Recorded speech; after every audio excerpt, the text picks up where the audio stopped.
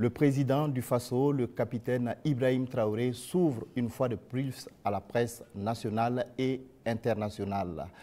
Ce soir, nous allons donc avoir l'opportunité d'interviewer le chef de l'État sur sa vision, les trajectoires de la révolution progressiste populaire, les actions posées au quotidien pour la souveraineté, la liberté et le développement du Burkina Faso. Bonsoir, Monsieur le Président. Bonsoir. Merci de nous faire l'honneur de nous recevoir ici au Palais de Koulouba à Ouagadougou donc pour cette grande interview. Alors, chers téléspectateurs, le format de cet entretien est particulier. Au total, 10 journalistes vont se succéder par vague de 2 pour poser leurs questions au chef de l'État. 5 domaines sont concernés par les échanges. Il s'agit de la sécurité et de la défense, de politique et société, de la diplomatie et de l'AES, de l'économie et du développement, et enfin donc de la géopolitique régionale et internationale. Chaque pool donc de journalistes aura entre 15 et 20 minutes pour échanger avec le chef de l'État. Mon rôle ce soir est celui de modérateur chargé de la police des débats.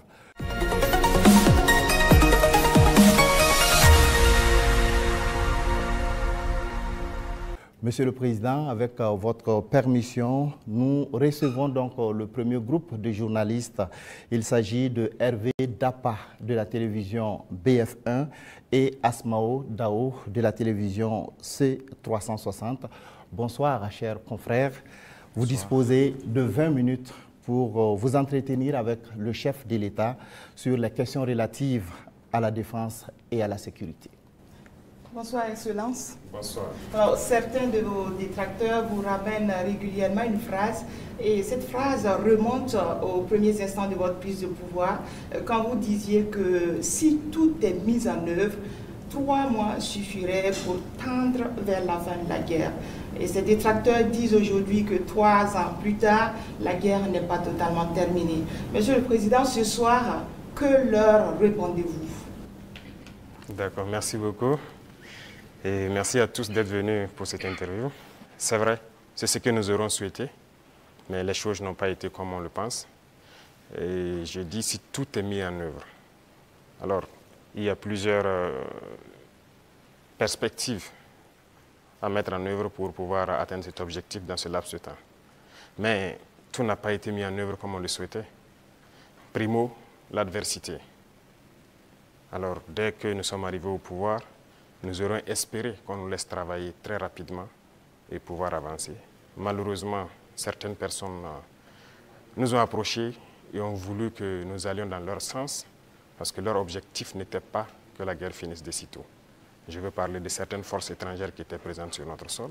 On a eu des débats houleux avec des diplomates venus d'ailleurs sur la question, mais personne ne voulait qu'on aille dans le sens de finir cette guerre. Nous l'avons compris à travers les messages. S'il arrivait que des gens viennent jusqu'à nous dire qu'il faut qu'on accepte qu'ils soutiennent les terroristes et nous soutenir également, ça veut dire ce que ça veut dire, c'est une guerre entretenue. Donc nous avons très vite compris, on s'est débarrassé de toutes les forces qui étaient présentes ici, que ce soit les forces françaises, les forces américaines, et nous avons compris que la lutte sera âpre. La deuxième chose aussi était nous croyions que nous avions quand même un minimum d'armes et de munitions en stock. Aujourd'hui, je peux vous dire ce que j'ai trouvé par exemple en stock. Il y avait en tout et pour tout au Burkina Faso moins de 100 000 cartouches de Kalachnikov. Et les armes, nous avions à peine une centaine. Comment est-ce qu'on pouvait faire la guerre? Il fallait se rééquiper, redoter l'armée en effectifs, en armement et tout, ce qui a fait que l'objectif de 3 mois, si ces conditions préalables étaient réunies, c'était bien possible. Mais il n'y avait rien. On n'était pas préparé à la guerre, tant sur le plan équipement que sur le plan effectif. Justement, Monsieur le Président, vous venez de le dire, hein, quand vous prenez le pouvoir, si on veut caricaturer, il y avait plus d'hommes que de munitions dans l'armée burkinabé. Et aujourd'hui, où en est-on avec le programme d'armement de cette armée-là? Et puis, quels sont les signes qu'elle est en train progressivement de monter en puissance? Très bien, je l'ai dit, je ne peux pas dépeindre toute la situation qu'il y avait, c'était catastrophique. Et comme je l'ai dit, vous pourrez enquêter. Il y a peut-être même dans cette salle des militaires qui étaient sur le front, sans armes. Ça existait dans notre armée.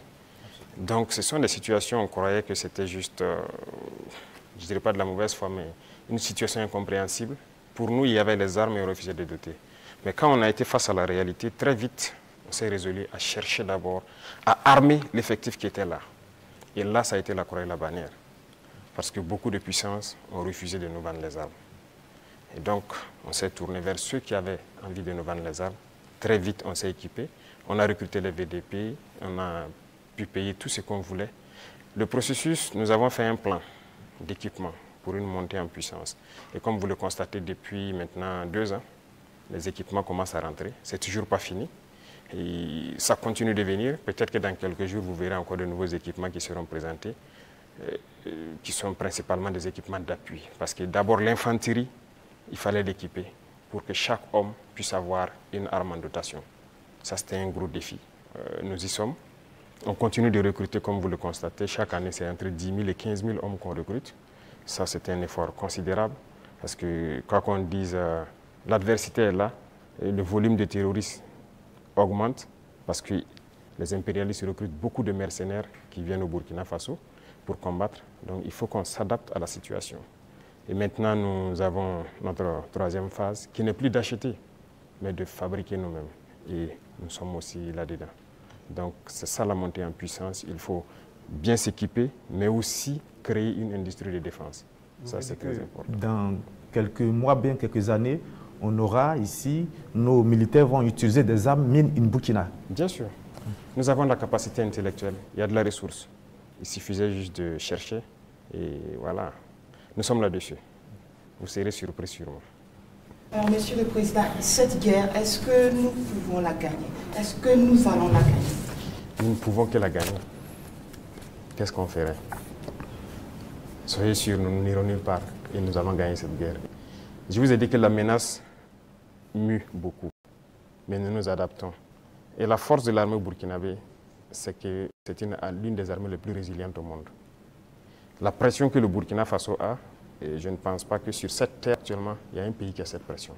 Mais nous tenons, nos hommes se battent et nous nous adaptons constamment à la menace. Et nous comprenons d'où vient la menace, comment ça se manifeste, c'est ça le plus important. Et actuellement, je peux vous rassurer que bientôt, nous parlerons d'un albinos noir qui va apparaître. Et vous verrez. Ne me demandez pas de quoi il s'agit, je pense que vous comprendrez plus tard. La guerre va finir et très vite. Monsieur le Président, justement, pour gagner cette guerre, vous venez de le dire, il faut des armes et il faut aussi des hommes.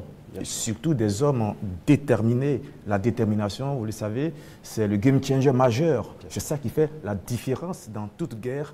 En ce moment, au moment où on parle, quel est exactement le moral de nos troupes sur le terrain?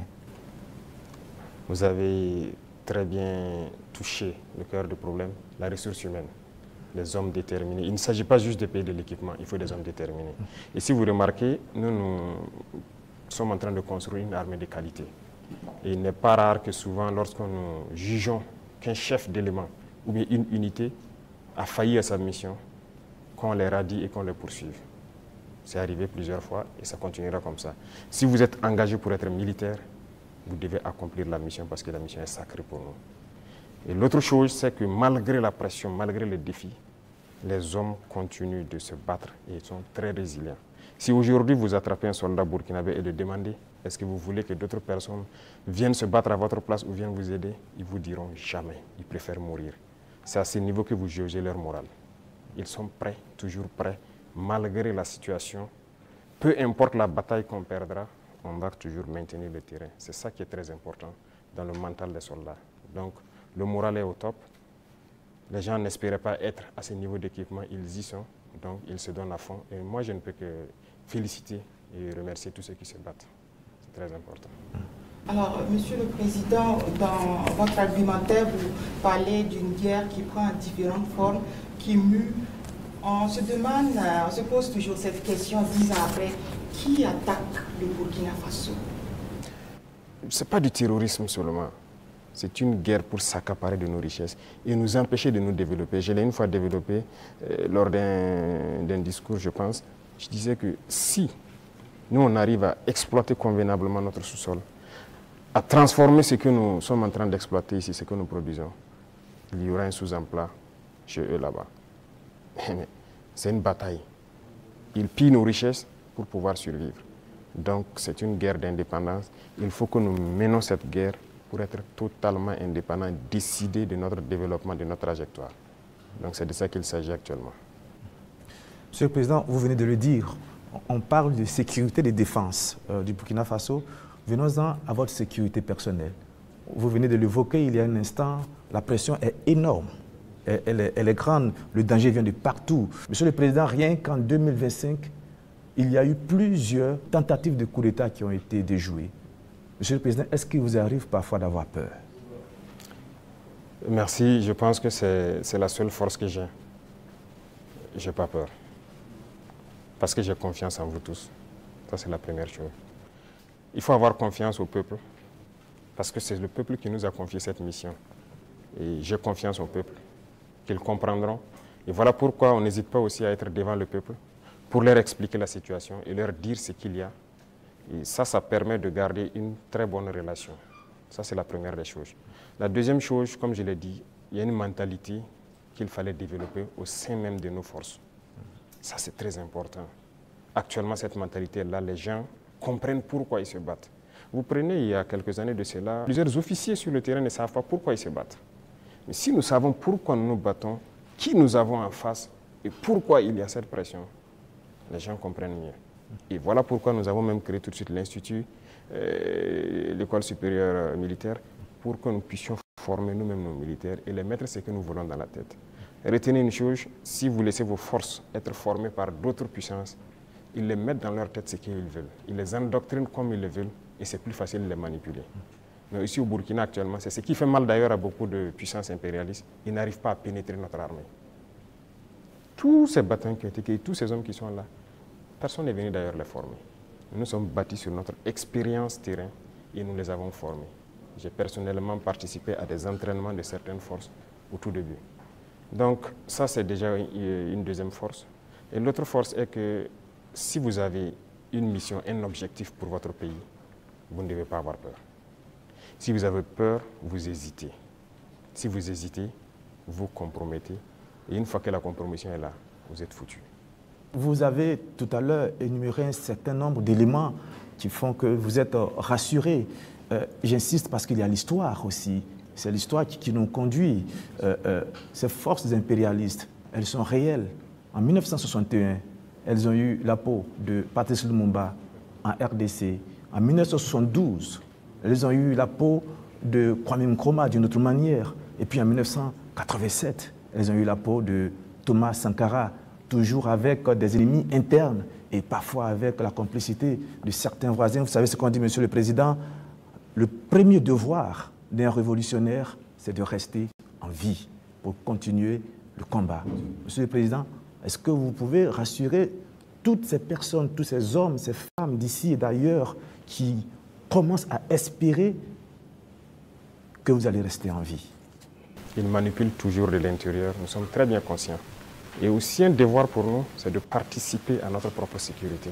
Ce n'est pas aujourd'hui de dire que je suis chef d'État et voilà, je confie la sécurité juste à des gens. Non, tout le monde participe, moi-même je participe. C'est pourquoi j'ai dit, ce n'est pas juste une affaire de ceux qui sont à côté de moi, c'est une affaire de tout le peuple. Et la sécurité, ce n'est pas une affaire d'hommes de tenue et tout ce que vous pouvez imaginer. C'est tout un ensemble. C'est aussi des comportements, des manières de vivre. Il faut éviter beaucoup de choses que peut-être des erreurs ont été commises dans le passé.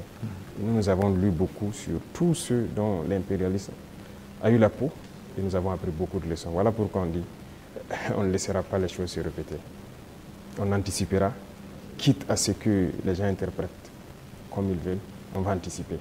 Mais parce que nous avons compris le message, l'espoir qu'il y a, on fera tout pour anticiper toujours les actions de l'impérialisme.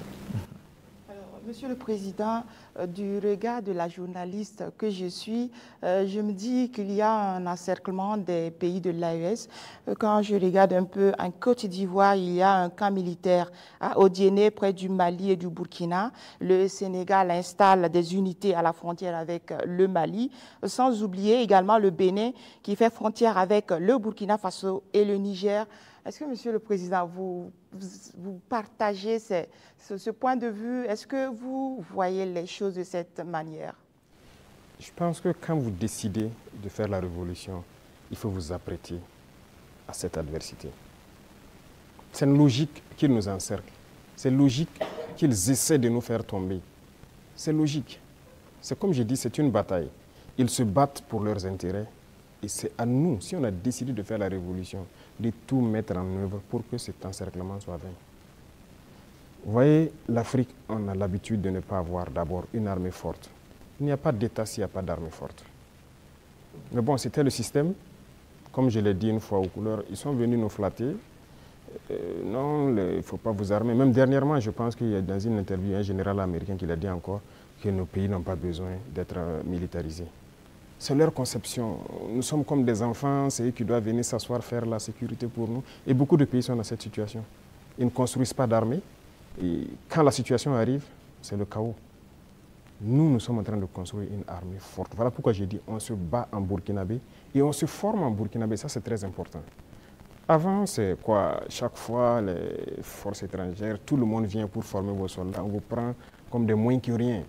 Aujourd'hui, beaucoup de forces étrangères cherchent à venir s'entraîner avec nous. Vous n'allez pas imaginer. Les plus grandes puissances cherchent à venir s'entraîner avec nos soldats. Mais ce n'est pas juste l'entraînement. Ils veulent apprendre comment on fait, comment on procède, qui nous entraîne. Mais personne aujourd'hui ne sait comment les birs sont formés, comment on les entraîne, comment on les équipe. Pourquoi nous, on croit que c'est les autres qui doivent venir nous former? Ils n'ont pas créé quelque chose. Ils ont réfléchi. Nous sommes dotés de cerveau. Donc, il faut une armée puissante pour faire face à l'adversité. Ils vont continuer à nous encercler. Parce qu'il y aura toujours en Afrique des États comme ça, des chefs d'État comme ça qui vont autoriser. Parce qu'ils ont les mains liées, ils trahissent toujours. Ils vont accepter toujours que les impérialistes viennent chez eux pour attaquer leurs propres frères. Ça, si vous acceptez la révolution, vous devez partir avec ce concept. Ça va exister. Donc, on n'y peut rien. On fait avec, mais c'est à nous de nous préparer pour que l'encerclement soit nul, qu'ils ne puissent jamais atteindre leur objectif. C'est tout. Donc on fait avec. Tout récemment, la CEDEAO a tenu un forum des chefs d'état-major général des armées d'Afrique. Le Mali et le Burkina Faso n'y étaient pas, mais le Niger, si. On sent un manque de solidarité, vous qui êtes au sommet de l'État. Qu'est-ce que vous pouvez nous dire? Bon, pas un manque de solidarité. Retenez que c'est une confédération, ce n'est pas une fédération. Sur certains aspects, on fait beaucoup de choses, en tout cas en tandem, mais dans la charte, il est dit que des pays peuvent décider des relations et de ce qu'ils peuvent faire. On ne peut pas dire à tel pays de ne pas collaborer avec tel pays, non. On n'est pas à cette étape d'abord. On est en train de consolider la confédération sur les aspects, un bon nombre d'aspects de développement, de défense et de diplomatie. Et après, on va passer à la fédération. Ce sont des étapes. Donc, le Niger peut participer à des rencontres. La confédération, on ne se ferme pas. On fait des ouvertures, on côtoie tout le monde. Nous sommes très panafricanistes. On est vraiment ouverts à l'intégration, à tout ce qu'il y a, mais avec des principes. D'accord. Comme il s'agit de défense et de sécurité, on vous laisse une dernière question. Merci Sagnon, mais la question que je vais poser, pardonnez-moi, ne fait pas partie de la défense ni de la sécurité, mais de vos relations avec nous, les médias. Monsieur le Président, est-ce que vous avez un problème particulier avec les médias, donc avec nous, les journalistes? Je dis cela parce qu'on a l'impression qu'il y a eu un malentendu. Je parle des médias nationaux, pas des médias internationaux, dont certains sont tombés dans la poubelle depuis un certain moment. C'est un fait. Et pas des médias nationaux. On a l'impression qu'il y a eu un malentendu au début et il y a quelque chose, un brouillard comme ça qui est là. Comment vous analysez la situation, Monsieur le Président? Vous savez que je ne suis pas hypocrite. Il y a eu un malentendu. Il y a eu un brouillard au début. Mais aujourd'hui, je dois dire que je félicite beaucoup de médias pour leur travail professionnel. Il faut éviter de suivre le travail de l'impérialisme. Certes, beaucoup parmi vous ont été formés par eux. Hein. C'est ça, vous avez été à l'école du blanc, comme on aime le dire. C'est eux qui vous ont formé au journalisme. Donc moi, je ne vous en veux pas souvent quand les gens essaient de se comporter comme eux. Mais je parle pour que les gens prennent conscience qu'il s'agit de notre patrie. Regardez ce matin, par exemple, lisez les titres des journaux en France. Ils vous diront peut-être qu'il y a une mobilisation pour mettre la pression sur le Premier ministre. Ils ne vous diront pas qu'il y a eu une marche contre le pouvoir ou quelque chose. Mais si c'était au Burkina, vous direz qu'il y a une marche contre le pouvoir. Vous comprenez? Les Français nous appelaient, ils continuent de nous appeler putschistes, juntes et quoi. C'est du français. Mais des journalistes nous appelaient aussi putschistes, juntes ici. Pourquoi suivre les yeux fermés? C'est de l'esclavage toujours. Moi, je veux qu'on quitte cela. Chaque État doit se battre pour ses intérêts. Les journalistes se battent pour leurs intérêts. Pourquoi nous, on ne doit pas se battre pour nos intérêts en Afrique? Donc c'est ça, ce n'est pas uniquement les journalistes. J'en veux à certains intellectuels qui sont sur des plateaux de télé en Afrique aussi. Quand ils prennent la parole, vous posez des questions, mais est-ce qu'il est africain? Ou bien génétiquement, il n'est pas là, quoi. Il n'est pas avec nous. C'est une réalité. Un retard. Oui, il faut se décoloniser les mentalités, les manières de faire. Chacun doit se battre pour sa patrie. Vous pouvez avoir une information qui est peut-être vraie et juste, mais vous décidez de ne pas sortir l'information. Parce que ça peut porter préjudice à la défense nationale, à la sécurité, à la cohésion, et ainsi de suite. Ça, c'est une décision souveraine, parce que vous voulez préserver votre pays. Mais on ne dit pas seulement dès qu'il y a une information, il faut la sortir. Non, ce n'est pas comme ça. Et très souvent, les journalistes, comme on aime le dire, le train qui vient à l'heure, ça ne les intéresse pas. C'est le train qui est en retard. Vous le savez, Monsieur le Président, donc vous nous comprenez de temps en temps. Ah oui, mais il faut éviter ça. Moi, je veux maintenant que vous vous intéressez au train qui vient à l'heure. D'accord. Je voudrais vous laisser avec une phrase qui est la devise d'un grand club européen. C'est celle-là: notre maillot peut être tacheté de sang, de boue et de sueur, mais jamais de honte. C'est tout ce que je vous souhaite, Monsieur le Président. Merci beaucoup. Merci grandement. Nous abordons donc le volet politique et société de cet entretien et nous recevons pour cela Mathieu Somda de Radio Burkina et Colette Kombari de la télévision Impact TV.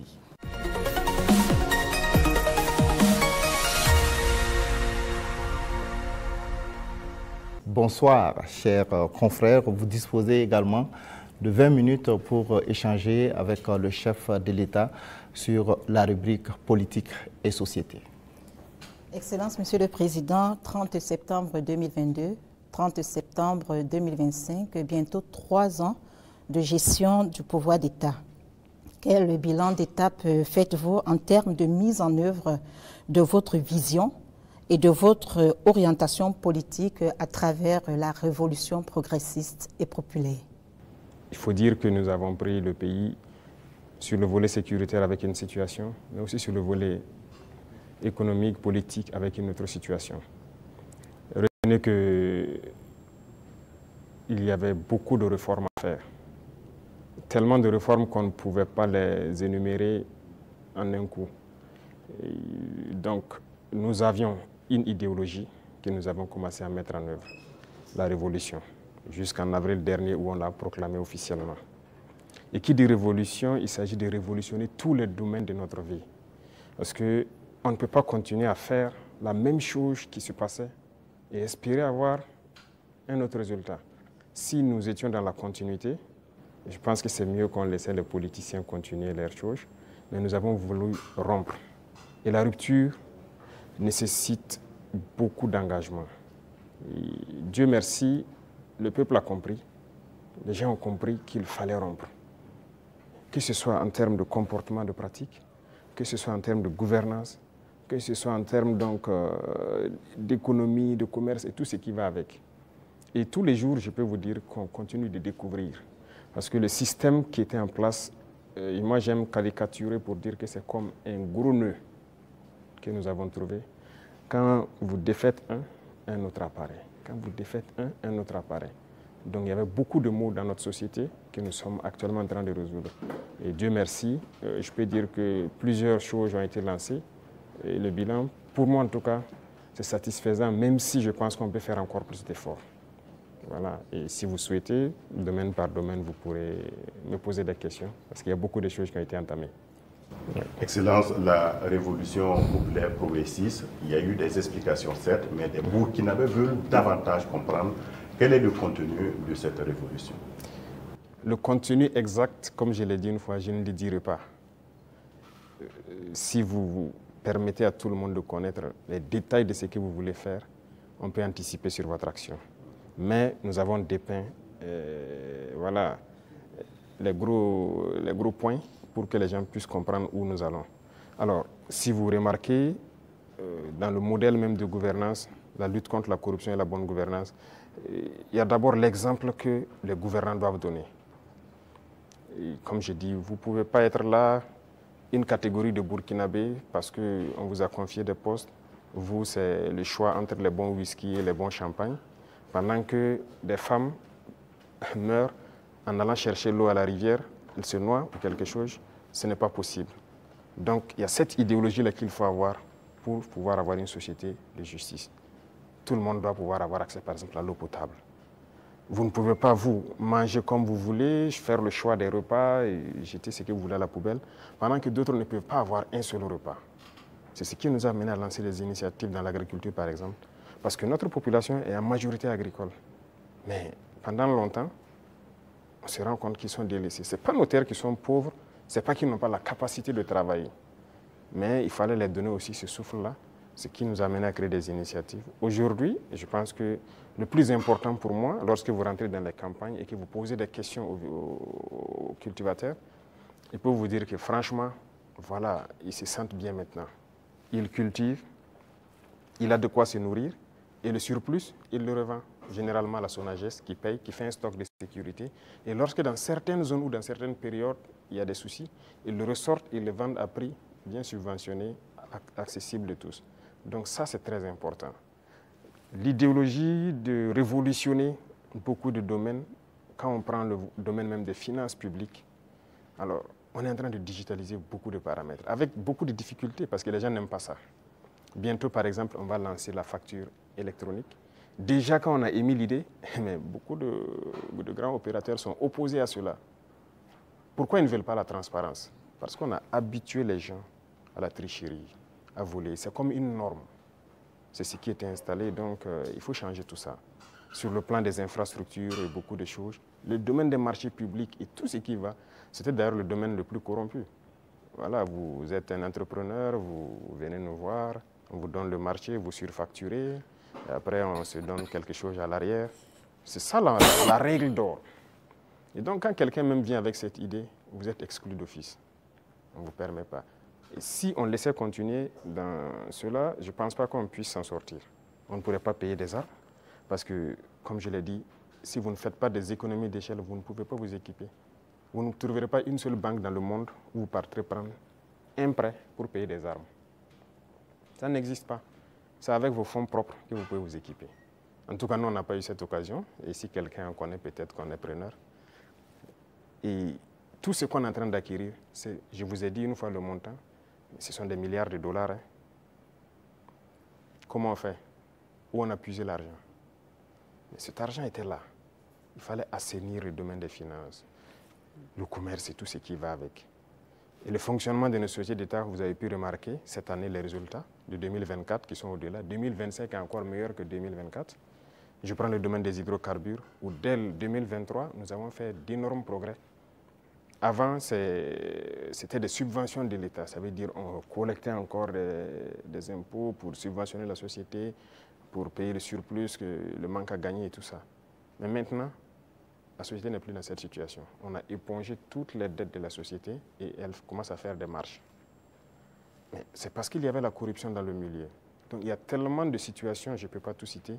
Et donc il faut révolutionner ce domaine aussi par la digitalisation et tout ce qui va avec. L'administration en gros, tout est en train d'être digitalisé pour que les gens n'aient plus accès à l'argent liquide qui circule et que les choses soient transparentes. Vous qui demandez le service, vous savez à quoi ça correspond et vous savez où votre argent part. Les infrastructures, vous êtes témoins aussi, qui sont vraiment un problème crucial. On est en train de révolutionner tout. Donc c'est l'esprit comme ça, de changer de paradigme, faire ce qu'on n'avait pas l'habitude de faire. Donc comprenez ça par cette phrase. Excellence, Monsieur le Président, on est entré dans la révolution progressiste et on y va. mais il y a cette tranche de la population, le politique, qui œuvrait avant. Quelle peut être la place donc de ce politique actuellement dans cette révolution? Je ne vais pas être hypocrite encore. Si c'est cette mentalité politique, ils n'ont pas de place dans la révolution. C'est opposé. Regardez comment le Burkinabé était. Puisque pendant 27 ans, bon, plus de 27 ans de règne de Blaise et même le pouvoir du MPP, ça continue dans la même politique. Et cette politique, notre génération est née dedans. Donc on est né et les gens ont grandi avec une mentalité. Si tu ne connais pas quelqu'un, tu ne peux pas avoir accès à certains services. Ce qu'on appelle les deals. Tout le monde a évolué avec cet esprit de deal, de corruption, de tout. C'est dangereux, mais c'est la politique qui a mené ça. Parce qu'il y a des entrepreneurs politiques, vous avez entendu parler de ça. Les jeunes qui se lèvent parce qu'ils savent parler, ils savent flatter. Et c'était quoi la politique? C'est quoi la politique en Afrique? Il faut dire la vérité. Quelqu'un qui a l'art de mentir, de tromper, de flatter. Vous voyez, tous les vices. Si vous regroupez tous les vices, vous êtes un bon politicien. C'est la réalité. Nous, au village, quand on voit quelqu'un qui est un trompeur, il ne dit pas la vérité, on dit, lui, là, c'est un politicien. C'est comme ça qu'on disait. Donc, il faut que cette mentalité change. Beaucoup ont changé. Beaucoup ont compris, ont changé et marchent avec nous. Maintenant, ceux qui veulent rester dans leur radicalisme politique ancienne, là, ils n'ont pas de place. Ça, on ne va pas se mentir. Sinon, qui ne faisait pas la politique au Burkina? Mais c'est le même peuple. Mais c'est parce qu'on a parlé, ils ont compris, et par les actions, ils voient, ils ont compris, que les gens commencent à changer de mentalité. Et nous voulons changer définitivement les mentalités pour que personne ne pense qu'il faut d'abord appartenir à tel parti pour bénéficier d'une route, il faut appartenir à tel parti pour avoir un forage. Non. Tout le monde au Burkina doit bénéficier des bienfaits de la nature du Burkina et du travail du gouvernement. Donc la politique, moi je disais que la manière de la faire, ça divise. Et ça donne des avantages particuliers à un groupe et l'autre groupe n'a pas d'avantage. Donc non, il faut qu'on arrête ça. Donc beaucoup ont changé, beaucoup... Il y en a qui sont dans des postes de responsabilité. On nous interpelle même que non, lui là, il a milité dans tel parti. Je dis aux gens, non, on n'est pas là pour diviser. On est là pour unir. Tant que la personne a compris et veut faire le travail comme on le veut, on le met. Comme il y en a aussi qu'on a responsabilisé à des postes, et 2 mois, 3 mois, vous avez vu qu'on les a cherchés. Parce que s'il vient et qu'il continue de vouloir faire la même chose qu'il faisait, on va te chercher et on va te punir. Donc c'est un changement de mentalité que nous voulons. Tous ceux qui changeront de mentalité sont les bienvenus dans le bateau. Mais si vous voulez continuer à fonctionner comme la politique ancienne, vous n'avez pas de place dans la révolution. Excellence, vous l'avez dit plusieurs fois, il faut de l'ordre et de la discipline pour le développement du FASO. Le recyclage des jeunes a déjà commencé. Comment enrôler les autres couches de la société? Voilà, très bien. Ce programme, c'est un vaste programme que nous n'avons pas voulu détailler. Mais j'en ai parlé une fois lors d'un de mes entretiens, qu'il y a un vaste programme en cours. Il faut commencer... En fait, les jeunes, c'est bien, mais ce n'est même pas eux notre cible, ce sont les plus petits. Les plus petits, c'est eux notre cible. Après la mort de Sankara, vous avez suivi, on a cherché tous les travailleurs des garderies. Certains même sont décédés, malheureusement. Mais les garderies se sont fermées. C'est le privé peut-être qui se débrouille, qui ouvre quelques maternelles et tout. Et bon, l'école est devenue autre chose. Vous savez, si vous voulez une société qui va être combative et compétitive demain, il faut miser sur les enfants. Aujourd'hui, moi j'ai séparé les 2 ministères pour que le ministère de l'enseignement de base prenne en compte ce volet. Vous voyez, on a lancé dans le concours normaux beaucoup de recrutement pour l'encadrement de la petite enfance. Mais on vient de lancer encore de manière exceptionnelle ceux qui ont déjà été formés, qu'on veut recruter pour que cette année, on commence un certain programme. C'est eux la cible. Et on va y arriver. Nous avons un programme pour qu'on puisse commencer une certaine éducation patriotique, civique au niveau des plus petits. Et une fois que c'est ancré là-bas, nous avons de bons citoyens demain. La jeunesse aussi, on le fait avec. Les bacheliers, on les a fait rentrer en immersion. Ils avaient peur au début, mais je pense qu'ils ont compris beaucoup de choses. Ils doivent être plus solidaires, humbles. Ils doivent comprendre le Burkina. Parce que quelqu'un qui est né, excusez-moi, à Ouaga 2000 ici, qui est dans... Voilà, il dort dans le lit qu'il veut, il se plaint même que le matelas n'est pas bien. Le matin, il a le choix du petit déjeuner, ce qu'il veut. À l'immersion, il dort par terre, sur la natte. Il comprendra qu'il y a d'autres Burkinabés qui dorment par terre. À l'immersion, il n'a pas le choix du petit déjeuner. S'il y en a, il y en a. S'il n'y en a pas, il mange ce que les autres mangent. Déjà, dans sa tête, il comprend qu'il y a deux faces du Burkina Faso. Et j'ai dit à l'immersion de les priver. Il y a des jours où ils auront 2 repas, des jours 1 repas et des jours sans repas. J'espère qu'ils l'ont fait. C'est pour qu'ils comprennent la vie. On est jeunes, mais si on a atteint cet âge et qu'on n'a pas compris qu'il y a plusieurs types de Burkinabés, c'est dangereux. Il faut que les jeunes comprennent qu'il y en a qui n'arrivent même pas à s'offrir un repas. Et quand lui va dormir avec la faim, toute une journée, il n'a pas mangé, vous croyez que si demain, on le confie une responsabilité, il va toujours avoir ça en tête. Ah, si moi je dilapide l'argent et qu'il y en a qui n'ont pas à manger, c'est la conscience qui va le gronder. Donc ce sont des épreuves qu'on les fait faire. C'était 45 jours que j'avais programmé, mais à cause des inscriptions, j'ai dit de faire 30 jours. Mais les prochaines échéances, j'espère qu'on ira à 45 jours. Donc les futurs bacheliers et brevetés doivent se préparer à affronter ça. Et le programme va continuer à s'enrichir, c'était la première expérience. Mais nous espérons pouvoir changer, même les jeunes, leur mentalité. Excellence, en Conseil des ministres, la décision de réformer la loi agraire et foncière, le statut des chefs coutumiers et traditionnels avait été adopté. Quelles sont les motivations? La réforme agraire était nécessaire. Vous savez combien de conflits sont nés dans cette question des terres? Il y a des villages qui se sont machetés, des familles se sont divisées à cause de la question des terres. Il faut que l'État prenne ses responsabilités. Mais si vous hésitez, parce que vous avez peur de déclarer ça, que des gens vont se sentir frustrés ou pas, c'est pourquoi la révolution est la bienvenue. Il faut décider à un moment donné d'arrêter tout ça. Il y avait combien de promoteurs immobiliers au Burkina en 2010? Je ne pense pas, ça ne vaut pas une vingtaine. Subitement, en 2015, on en a plus de 200. Ils ont payé les terres partout, ils partitionnent, ils vendent, ils revendent, ils ont pillé les terres et c'est dangereux. Actuellement, nous avons une application C4 qu'on vient de lancer, on est en train de réenregistrer, mais ce qui se passe est terrible. Même les parcelles dans les villes, les gens vendent et revendent à plusieurs personnes parce que ce n'était pas digitalisé. C'est un gros registre. Vous pensez que quelqu'un peut fouiller des registres, voici le numéro de la parcelle appartient à telle personne, donc toi tu es allé acheter, c'est pas... Donc il y a beaucoup de doublons et ça crée des conflits. Et pendant que ces politiciens-là faisaient ça, ils sont là dans des conférences, des trucs, que cohésion sociale. Vous ne pouvez pas faire de cohésion sociale en divisant les gens sur la terre. Voilà pourquoi on a décidé de prendre nos responsabilités, d'arrêter ce massacre-là. Et voilà, la terre appartient à l'État. Et désormais, on fera tout pour équilibrer au maximum voilà, la situation et que les gens ne se sentent pas lésés. Pour la chefferie coutumière, c'est pareil. Cette loi est là il y a longtemps. Hein. Il y a très longtemps, selon ce qu'on m'a dit, mais personne ne veut. Mais nous avons décidé de mettre la main à la pâte, regarder, parce que la chefferie coutumière, pour moi, ils doivent être respectés, ils doivent être écoutés, ils doivent être ceux-là qui travaillent pour la cohésion sociale. Quand ils parlent, quand il y a un conflit, il y a une situation conflictuelle, ils doivent parler, pouvoir rassembler et que leur voix doit porter. Donc il y a un certain nombre de privilèges, si je peux dire, qu'on a mis autour, des symboles dans la nation qu'on a mis autour pour que les gens les respectent. Qu'on le veuille ou pas, on les respecte et qu'eux-mêmes, ils imposent le respect. Parce que dernièrement, les politiciens les avaient détournés.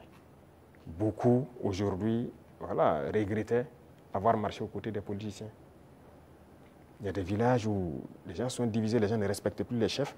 Mais avec cette loi, en tout cas, qu'on a amenée à la LT, nous avons essayé d'élaguer beaucoup de choses pour que leur respect dans la société puisse être réinstauré. Et ça, c'est très important. Excellence, la lutte contre le terrorisme affecte notre tissu social avec des soupçons d'exaction communautaire. Le vivre ensemble est menacé par endroits. Comment amener les Burkinabés à renouer avec les valeurs cardinales telles que la solidarité, le civisme et la cohésion sociale? Je pense que ces valeurs sont en train de revenir toutes seules. Au contraire, la guerre a forgé aussi à ce que les gens comprennent beaucoup de choses et les gens commencent plus à s'unir. Vous savez, les inégalités sociales créent plus de problèmes de cohésion sociale que le terrorisme. Il y avait trop d'inégalités sociales. Je disais à certains, j'ai dit, écoutez, vous avez mangé à votre faim, vous allez vous asseoir comment avec elle qui n'a rien mangé pour pour parler de cohésion sociale. Ce n'est pas possible. C'est la même situation que je vous ai pris tout de suite. Il faut essayer au maximum de mettre les gens à un certain niveau. Tant qu'il y a la richesse, que ce soit bien réparti. Ça, c'est le premier pas. Les cas d'exaction et tout ce qu'il y a, il faut faire attention. Il y a beaucoup de gens qui ont donné des allégations. C'est dernièrement, quand on a vu le cas à Solenzo, ils ont sorti des images, parlé. On n'a rien dit, on s'est calmé. Quand ils ont fini de chanter, on a montré les civils qu'ils disaient que les forces ont tués ont été transportés jusqu'à Ouagadougou ici, mis en sécurité. Ah, si on les a tués, pourquoi ils sont à Ouagadougou? Comment ils se retrouvent à Ouagadougou? Souvent, c'est fait à dessein. Ils inventent tout ce qu'ils veulent inventer avec leurs ONG, leurs médias et tout. Mais on laisse, quand ils finissent, on montre la vérité. Voilà. Les terroristes ont pris des civils comme boucliers humains, certes, mais les forces ont pu faire la distinction. Et après le combat, ils ont rassemblé les civils à Solenzo. On a dépêché les moyens nécessaires pour les transporter, venir. Et ils ont été présentés devant tout le monde. Ce sont des centaines de civils. Ils ont témoigné. Donc, il faut qu'on fasse attention aux récits de certaines personnes qui veulent juste développer des thèses. Et leur objectif, c'est de nous diviser. Mais nous, on ne doit pas tomber dans ce piège-là. Voilà. Excellence, on a constaté cette année une reprise du dialogue social entre le gouvernement et les syndicats après plusieurs années d'interruption. Quel message donc renvoie votre gouvernement avec ses partenaires sociaux quand on sait que la situation était tendue entre le gouvernement et les syndicats? Comme c'était tendu entre le gouvernement et les journalistes. Il faut que chacun comprenne qu'il faut se battre pour sa patrie. Nous avons fait comprendre aux gens. Vous savez, moi j'ai parlé avec les responsables syndicaux. Je les ai réunis ici, je les ai parlé à un moment donné de notre histoire. Mais j'ai été déçu après. Donc je les ai dit, soit vous êtes burkinabé ou vous n'êtes pas burkinabé. Donc le bras de fer s'est enclenché. Mais après on a décidé de les revoir parce qu'on suppose qu'ils ont compris le message. Et même ça, je ne vais pas mentir, quand ils sont venus, ils ont voulu encore comprendre et sortir certains comportements, les faire comprendre, ça ne marche pas. Le pays est en guerre, il faut tout faire pour le pays. Ce syndicalisme importé là, ce n'est pas du syndicalisme ça. Il y en a même qui se vantent d'avoir participé à la chute de Sankara. Et c'est eux qui ont tout commencé, ainsi de suite. Vous croyez que c'est bien ça? Les Occidentaux vous manipulent et vous continuez à agir comme eux ils veulent. Ça, ce n'est pas du syndicalisme. Un syndicaliste se bat pour les intérêts des travailleurs. Mais la plupart des temps, ce que les responsables même veulent, c'est venir manger avec le pouvoir. Et les gens se taisent. Non. Écoutez, nous, on a beaucoup de dossiers sur beaucoup de personnes, pas seulement les syndicalistes. Hein. Dans la société, on a beaucoup de dossiers. Les gens qui nous ont approchés au début, qui ont voulu des avantages, qui ont voulu quoi, qu'on a refusé, qui se retournent, qui sortent, qui parlent. On a leur dossier. Donc, syndicalisme sain, il y a beaucoup d'actes que l'on a posés. On n'a pas attendu que les gens sortent dans la rue pour marcher, pour le poser. Quand j'ai parlé des travailleurs des garderies, là, ce n'est pas quelqu'un qui est venu nous dire qu'il y a des travailleurs qui avaient été cherchés, il faut les remettre dans leurs droits. On a vu un dossier et qu'on a trouvé qu'il faut les remettre dans leurs droits. On a dit au ministre des Finances, trouve l'argent nécessaire pour régler. Les gens de la mairie, des gens de la brigade verte, là, ceux qui travaillent, mais ils avaient combien de mois d'arriérés? C'est pour ces intérêts-là, ces gens-là qui n'ont pas de travail, pour que les gens ne se battaient pas pour ça avant. Mais on n'est pas venu vers nous pour nous dire. Moi, les femmes balaient devant chez moi, c'est un de mes hommes qui est sorti une fois, ils ont dit, ah, ça fait des mois, ainsi de suite, leur travail. Je me suis renseigné, on m'a dit, c'est vrai. J'ai dit de les payer. Il faut rattraper tout ce qu'elles ont raté. Il y en a qui avaient des dizaines de mois d'arriérés de salaire. On a sorti le dossier et on a décidé de rattraper tout ça. Donc, il faut qu'on fasse du syndicalisme sain. S'il y a un problème, qu'on nous approche et qu'on nous explique. Si on peut résoudre, on vous dira on peut le faire. Si on ne peut pas, on vous dit bon, pour l'instant on ne peut pas, mais on pourra le faire dans tant de temps. Mais il y a un problème, on rassemble les médias, on parle comme on veut. Ah, j'espère qu'ils trouveront la solution avec vous. Sinon, si après ça, vous ne venez plus vers nous. Moi, je veux qu'on travaille en africain. Quand il y a un problème dans la maison, on s'assoit, on parle, et nous, on se doit d'être véridique. Ce qu'on peut faire, on doit dire clairement, on peut faire ça. Ce qu'on ne peut pas faire, on vous dira aussi on ne peut pas. Maintenant, si vous ne voulez pas, chacun fait ce qu'il peut faire. Mais il faut qu'on soit responsable. il n'y a pas de problème qui ne puisse pas se résoudre. Et comme je dis, toujours agir avec en tête l'intérêt de la patrie. Ça, c'est très important. Donc, on a repris le dialogue comme on reprend avec tout le monde. On n'a pas rompu le dialogue avec qui que ce soit. Tout le monde est la bienvenue. Merci, chers confrères. Le temps imparti donc à cette rubrique est arrivé à échéance et même largement dépassé. Nous disons merci donc pour cette série de questions consacrées au volet politique et société.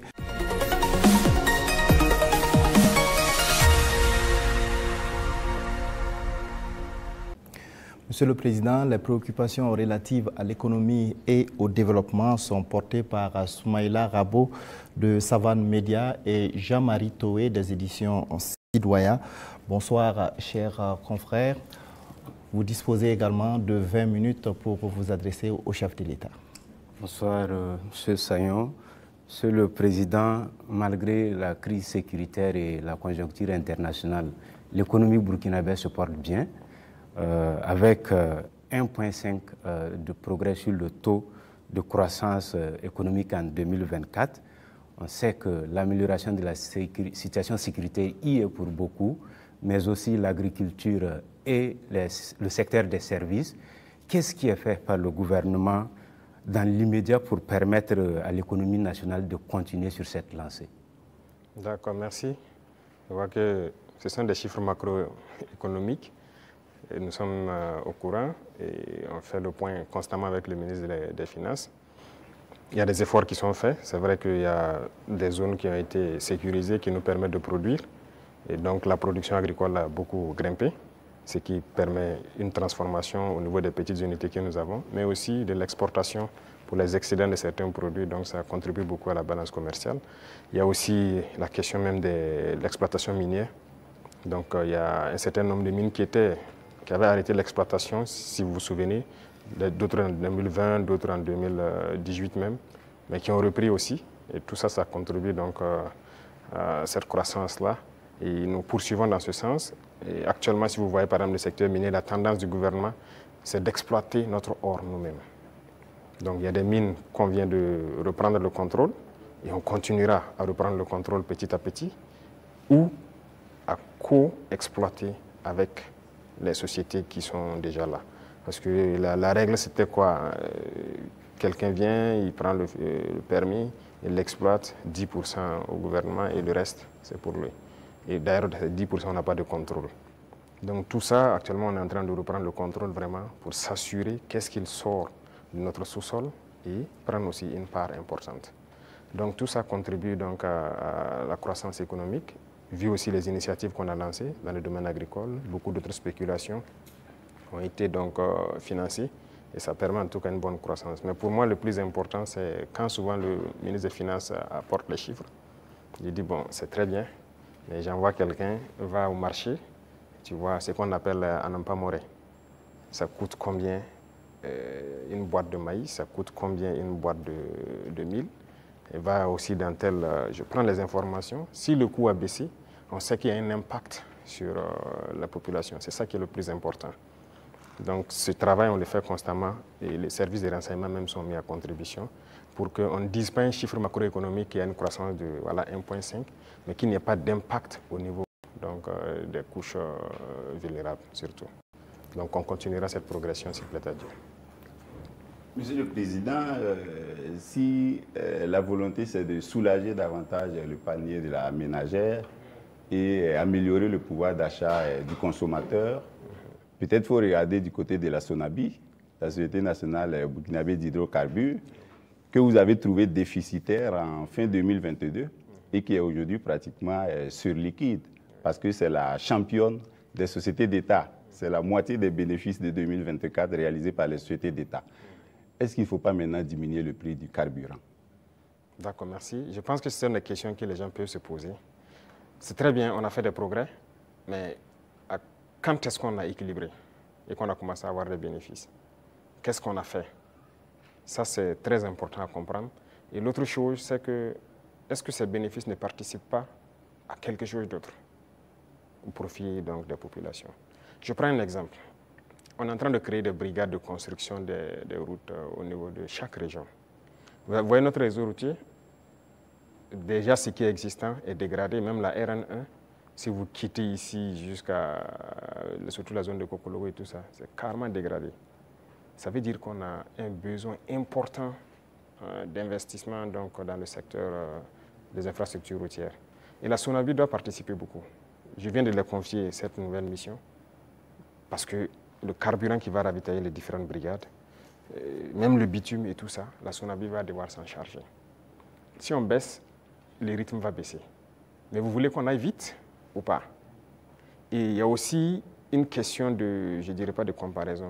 Vous voyez, le carburant se retrouve moins cher au Burkina que certains pays côtiers. Nous, on part chercher le carburant là-bas, on fait le transport jusqu'au Burkina, mais c'est moins cher par rapport à ces pays.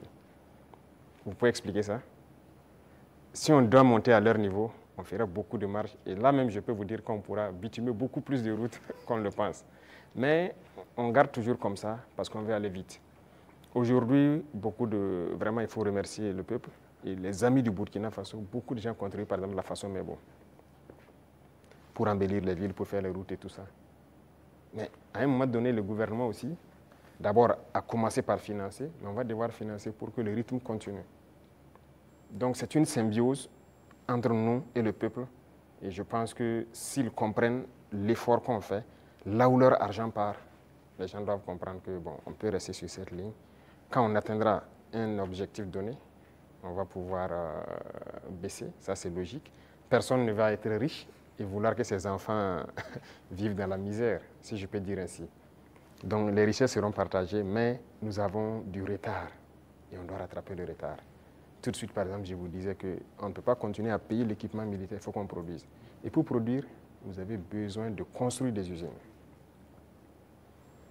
Vous n'irez pas quelque part demander un prêt pour construire une usine de ce genre. Quoi. Non, personne ne va vous donner ça. Même les équipements qui constituent même l'usine, personne même ne va vous vendre. Donc ça, c'est à l'interne. Il y a beaucoup de choses qu'on fait. On ne vous donnera pas de prêt pour ça. Et regardez tous ces équipements de façon merveilleuse. C'est combien de milliards? Ce n'est pas le prêt de quelqu'un. C'est l'argent du contribuable.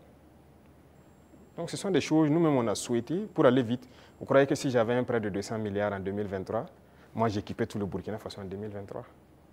Mais personne ne veut vous donner des prêts sur ce volet-là. Donc finalement, c'est l'argent du peuple qui équipe le peuple. Donc il y a beaucoup de domaines, on le fait nous-mêmes.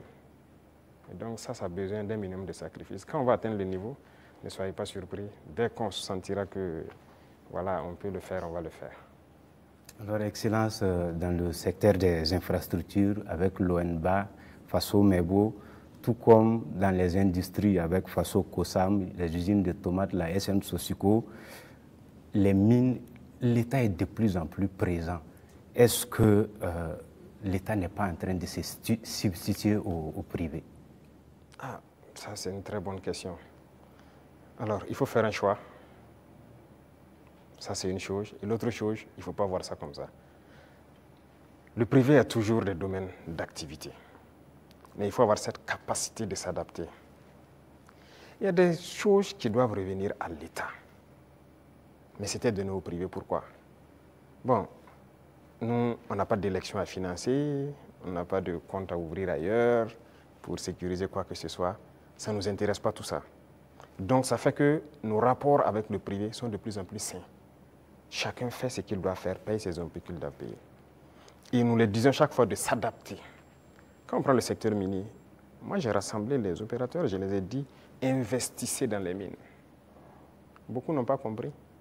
Il y a un en tout cas qui a commencé à investir. Et je pense que dernièrement, je l'ai reçu, il a dit que moi je l'ai ouvert les yeux, qu'il ne savait pas qu'il y avait l'argent là-bas. Pour lui, c'est l'import-export. Il dit l'import-export, vous ne faites que sortir nos devises. Et le peuple ne travaille pas. Ça, c'est un exemple. Donc, il est en train de se muter un peu. Moi, le ministre de l'Agriculture, vous vous souvenez, il a fait des sessions à Bobo, il a rassemblé les opérateurs économiques quand on voulait lancer les Bagré-Pôles et tout ça, la relance de l'activité, l'offensive. Mais je peux vous dire aujourd'hui, personne n'a investi.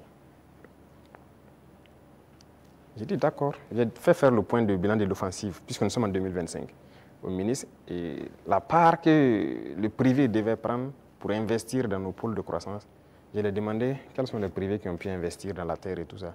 Il dit personne. C'est ceux qui étaient déjà dedans, les producteurs de semences, ces trucs qu'on a d'ailleurs encouragé, les coopératives, c'est eux qui ont continué. Mais les grands opérateurs, je leur dis, oui, il ne faut personne. Je dis, d'accord, très bien. Ne soyez pas surpris que demain, je dise, personne ne prendra de l'argent pour amener à l'extérieur pour payer du riz venir. Vous investissez pour cultiver le riz. Il faut savoir muter. Il faut savoir s'adapter à l'idéologie de ceux qui dirigent. Donc le secteur privé aura toujours quelque chose à faire. Mais il faut s'adapter au contexte. Parce que si on laisse tout aux mains du privé, il n'y aura pas de pays. C'est ce qui était déjà là. Quand on prend le CCVA, lequel d'entre vous n'a pas de véhicule qu'on contrôle? Vous osez prendre votre véhicule rouler sans visite contrôle technique? La police va vous arrêter. La police, c'est qui? C'est le peuple qui paye, c'est ceux qui sont mandatés pour faire cette police par le peuple. Si la police doit contrôler des véhicules pour vous obliger à prendre la visite technique, et cette structure appartient à une privée, a été privatisée. De l'argent, je dirais gratuit, privatisé. Vous trouvez ça normal? La Sosuco, c'était privatisé. Beaucoup de sociétés sont privatisées. Mais ça peut faire rentrer de l'argent pour l'État et que l'État doit travailler pour tout le monde. Si vous privatisez tout, on fait quoi? L'État gagne l'argent où? On ne veut pas construire notre pays? On veut rester comme ça, dans ce qu'on connaît là? Nous, on veut construire. On veut produire, on veut que tout le monde vive bien et en paix. On veut voir nos enfants dans d'autres types d'écoles. On veut que notre pays se développe. Et pour ça, l'État doit être responsable et prendre ses responsabilités dans certains domaines. Même le secteur des mines, on est en train de racheter. Il y a les deux premiers mines qu'on a décidé de racheter, ce n'est pas qu'on a retiré, on a racheté. Et vous avez suivi, c'est près de 100 milliards. Mais c'est l'État qui a payé pour racheter ces mines. Et c'est nous exploitons maintenant. Et on fera comme ça. Même les parts que je dis qu'on va prendre, on va racheter des parts. Il faut que l'État soit fort. Si l'État n'est pas fort, vous n'avez pas de pays. Ça, il ne faut pas se leurrer. Le capitalisme ne peut qu'être sauvage. Si vous laissez le capitalisme se développer à un certain niveau, finalement, vous allez vous perdre. Vous, si vous faites une industrie tout de suite pour fabriquer je ne sais pas quoi, vous voulez faire du profit. Au début, vous pouvez mettre une usine qui emploie peut-être 500 personnes. Et au fur et à mesure, vous robotisez. Finalement, votre usine, vous n'avez que 10 personnes. Devant un ordinateur qui travaille. Les 490 sont au chômage. Nous, on est contre ce système. On régule aussi. Certes, digitalisé, mais une certaine robotisation, on est contre. Donc, on a une idéologie qu'on va dérouler au fur et à mesure, mais il faut que les gens s'adaptent à l'idéologie. C'est pour le bien-être de tout le monde. Sinon, on va se retrouver dans des situations très inconfortables. Voilà. Monsieur le Président, est-ce que ça veut dire que vous attaquez à l'économie de marché, qui est enseignée aujourd'hui en sciences économiques et avec lequel les systèmes, les jeunes économistes grandissent? Parce qu'aujourd'hui, l'État vend du yaourt à travers Faso Kosam. Vous avez annoncé les Fasoyards. On se demande quand vous allez ouvrir les premières boutiques. Tout ça, vous prenez progressivement la place du privé. On ne sait pas quand ça va s'arrêter. D'abord, j'ai dit au ministre de l'Enseignement supérieur de me changer. D'abord, la carte universitaire a changé, mais le curricula de changer tout. Pourquoi on doit forcément apprendre leur manière de faire l'économie? On n'est pas en mesure de créer. Est-ce que c'est Dieu qui est descendu, encore, comme j'aime le dire, créer, asseoir des gens, créer l'école? Ce sont des gens qui ont inventé, qui ont créé des concepts et qui ont créé l'école. Ce sont les êtres humains qui ont créé l'école. Donc, qui ont mis des programmes, ainsi de suite. Le programme aux États-Unis est différent du programme en France, différent du programme en Angleterre, ainsi de suite. Chacun a sa manière d'enseigner sa population pour atteindre le niveau qu'on souhaite. Donc, nous aussi, on va créer notre modèle. Justement, c'est ce qui nous met en retard. Malheureusement, notre modèle d'école n'est pas bien. On a pris pour les autres, adapté, et finalement, on forme quoi? Ok, on forme beaucoup d'économistes dans ce concept. Mais est-ce que ça marche? Est-ce que ça marche? Ok, nous, on est en train de changer de système. Est-ce qu'on fait des progrès ou pas? C'est là la question. C'est toute la question comme ça. Il a parlé de l'ONBA, des trucs. Il y a des barrages qui étaient endommagés depuis des décennies, ensablés ou quoi. Cette saison, l'eau est dedans. C'est par notre système qu'on est arrivé à remettre en œuvre ces barrages-là. Les populations vont produire, pendant la saison pluvieuse, vont produire toute l'année et ils sont bien contents. Et ils ont de l'eau potable aussi à travers l'ONEA par ces barrages-là pour boire. Et on va continuer comme ça. Est-ce qu'on fait ça ou bien on s'assoit, on dit non, tout doit être pour le privé? Et d'abord, cette question de privé, il y a des gens qui avaient une mentalité rétrograde, encore politicienne. Et nous avons dit aux gens de changer. Vous avez bien suivi les sorties de certains ministres. OK, on vous donne un chantier, vous prenez l'avance de démarrage et tout, et vous faites ce que vous voulez. On vous donne un chantier de bas-fond. Dans le contrat, vous devez finir en mai pour que les paysans puissent accéder au bas-fond et puis cultiver. Vous prenez votre avance et vous vous baladez, vous faites ce que vous voulez. En avril, on passe, on regarde, vous n'avez rien fait. Vous dites non, non, non, vous partez à votre rythme, c'est comme ça. On vous contraint, vous finissez le bas-fond.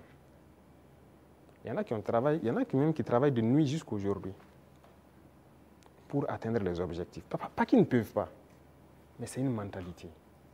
Et tant que le privé aura cette mentalité, ça ne va pas marcher. Moi, je vous ai dit qu'on a près de 1000 ans de retard même. Il faut rattraper. On est dans les années 1000, à la rigueur 1800. Il faut rattraper le retard, mais on ne peut pas continuer avec cette mentalité. Donc, on invite les gens à changer et à s'adapter. Vous parlez des yaourts, par exemple. Est-ce que le marché est saturé? Non. On importe. J'aimerais voir les privés rentrer dans le yaourt. Pourquoi on n'importe plus? Nous avons pris des textes pour dire que lorsque quelque chose se produit au Burkina Faso, pour pouvoir importer, il vous faut une autorisation spéciale d'importer. Ce qui stipule que vous devez payer ce qui est à l'intérieur. Lorsqu'il y a le manque maintenant, on vous autorise à importer. Voilà pourquoi les gens sont en train, vous voyez que beaucoup de privés sont en train d'ouvrir des usines et tout ça. Et si on ne passait pas par cette méthode, comment on va faire? Il y a le grand moulin du Faso qui est là, bon, il faudra qu'on est en train de restructurer tout ça. Mais parallèlement à ça, on a obligé les grands importateurs à ouvrir des moulins. Moi-même, j'ai été inauguré la dernière fois de l'autre côté. C'est l'un des plus grands importateurs. Quand on a dit on va suspendre l'importation, mais il n'était pas content, il a tout ici. On a dit c'est ce qu'on va faire. Soit vous adaptez, ou bien l'État va prendre en compte. Mais ils le font. Mais est-ce qu'on arrive à satisfaire? Il y a la place. On a de la population, on a un grand marché, un marché immense, au Burkina et en Afrique. Mais les gens n'ont qu'à s'adapter, produire. Donc il y aura toujours de la place. Ne pensez pas que forcément on a pris la place du privé, non. Il y a la place. Vous allez ouvrir les façons.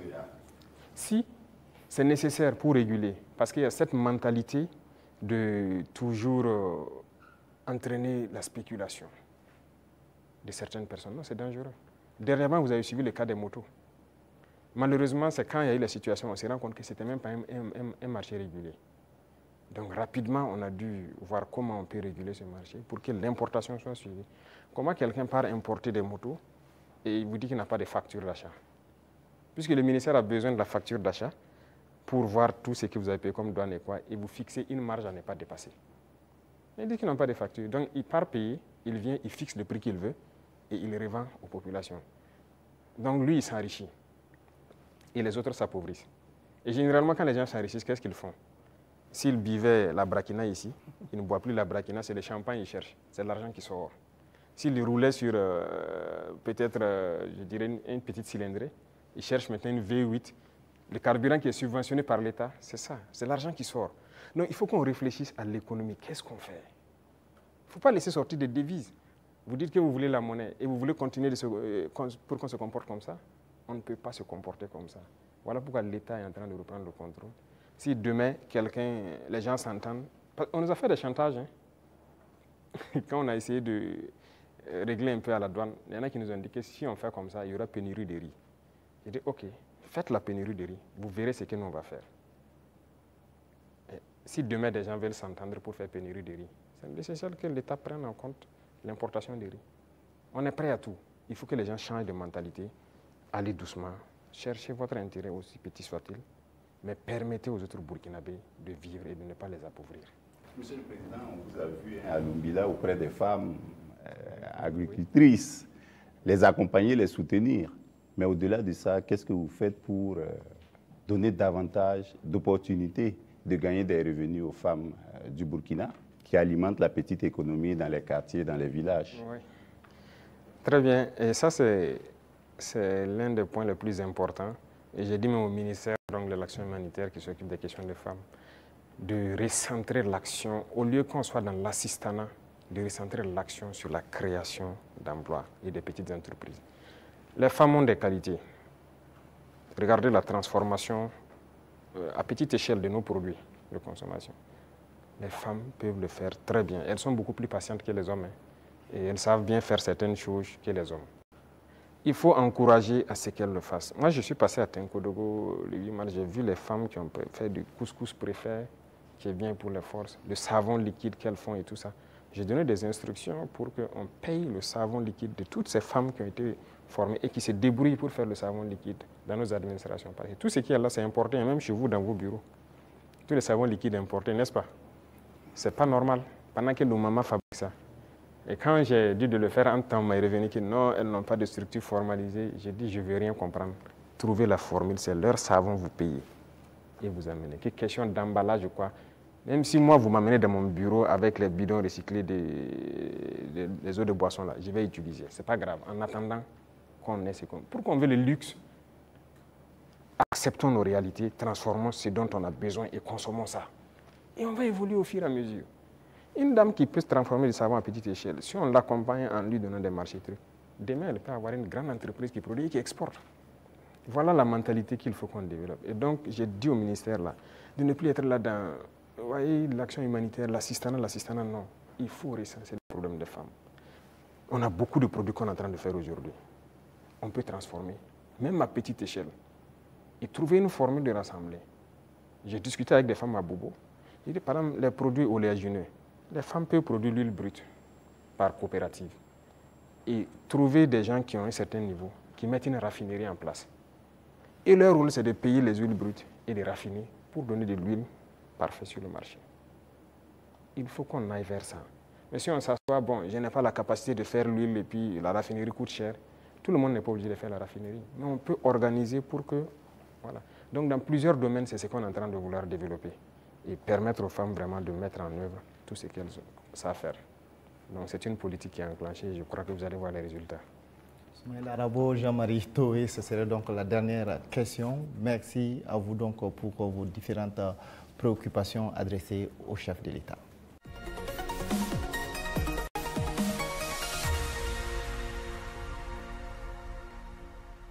Excellence, nous accueillons à présent Sekou Tangara de la télévision Africable et Abdou Zouré de Faso 7.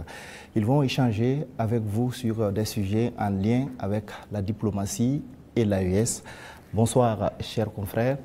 Alors, vous disposez pour ce volet de 15 minutes. Merci, Sagnon. Monsieur le Président, l'Alliance des États du Sahel a 2 ans. Comment est-ce qu'elle se porte aujourd'hui? Quel est son état de santé? Merci.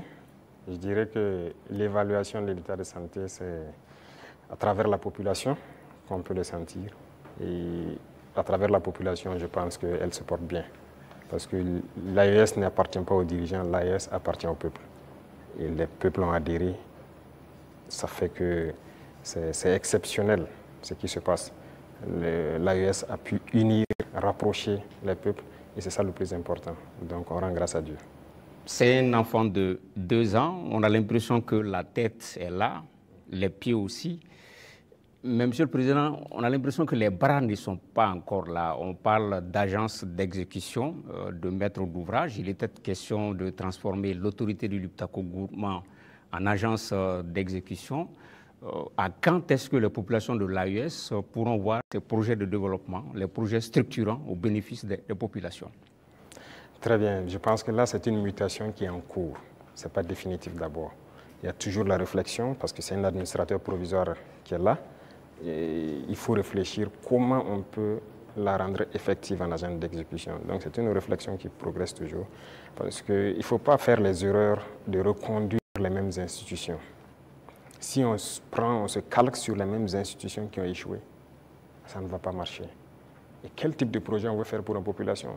Qu'est-ce que la LG faisait et qu'est-ce que nous on veut maintenant? La routine, c'est quoi pour certains agents d'exécution ou quoi? C'est de voir les bailleurs de fonds, réunir les financements pour des projets. Mais ça veut dire des prêts pour les populations. Est-ce que c'est ce que nous voulons? Je ne pense pas. Nous partons d'une question endogène. Et si on dit endogénéité, voilà pourquoi la banque d'investissement, si vous remarquez, le prélèvement est fait pour qu'on puisse ravitailler la banque d'investissement. Il faut que si nous voulons qu'elle fonctionne, que si elle a besoin de faire des projets dans l'espace, que la banque puisse a priori financer. Mais si c'est pour constituer une agence et repartir chez les mêmes impérialistes pour aller se mettre à prêter l'argent pour certains projets, peut-être qu'ils n'ont même pas la même vision que nous, ce n'est pas évident. Donc la réflexion est toujours en cours, ce n'est pas définitif. Monsieur le Président, l'AES c'est aussi la lutte contre le terrorisme. Aujourd'hui, où en sommes-nous avec la force conjointe et quelles sont les actions fondamentales qui ont été posées sur le terrain? Alors, la force conjointe, nous avons fait l'architecture comme vous avez pu le voir. Le poste de commandement est installé à Niamey. Et actuellement, il s'agit d'équipement des premières unités. Par exemple, le Burkina Faso, le premier bataillon est prêt. Et les équipements aussi de ce bataillon sont là. Et nous sommes en train de former le deuxième bataillon qui, peut-être dans 2 mois, comme ça, seront prêts. Et chaque pays, le concept est que chaque pays commande les équipements. On a arrêté un format d'équipement que chaque bataillon doit avoir. Donc, il faut les commander pour qu'on puisse les armer. Et comme je l'ai dit, jusque-là, on ne fabrique pas certains équipements. On est obligé de commander. Et vous voyez comment le monde est fou. Tout le monde prépare la guerre. Vous pouvez commander aujourd'hui un équipement, on vous donne 4 mois, 6 mois, 8 mois, souvent même des années. Donc on est obligé de faire avec. Et qui de force conjointe, ça demande une communication importante. Et donc vous comprenez toute la logistique en termes de transmission qu'il y a derrière. Il faut que ce soit parfait. Donc voilà pourquoi on ne précipite pas les choses. Déjà, il y a beaucoup d'opérations qui se mènent de façon conjointe. Donc c'est déjà le début de la force. Peu importe la situation qui se passe entre nous, le Niger ou du côté du Mali, nos forces arrivent à déjà coordonner pour travailler. C'est ça le plus important. Quand on regarde, pour rester sur la force conjointe, quand on regarde la photographie de l'AIS, la Confédération est entourée par des pays avec lesquels souvent il y a des frictions diplomatiques. C'est-à-dire quand on prend le Niger, il y a des frictions avec le Bénin, le Mali, il y a des frictions avec l'Algérie, le Burkina, même si on ne le dit pas, des petites frictions souvent avec la Côte d'Ivoire. Comment transformer justement ces frictions diplomatiques en opportunités opérationnelles pour lutter contre le terrorisme, Monsieur le Président? C'est ce que j'ai dit. Vous voyez, c'est autour de l'AES.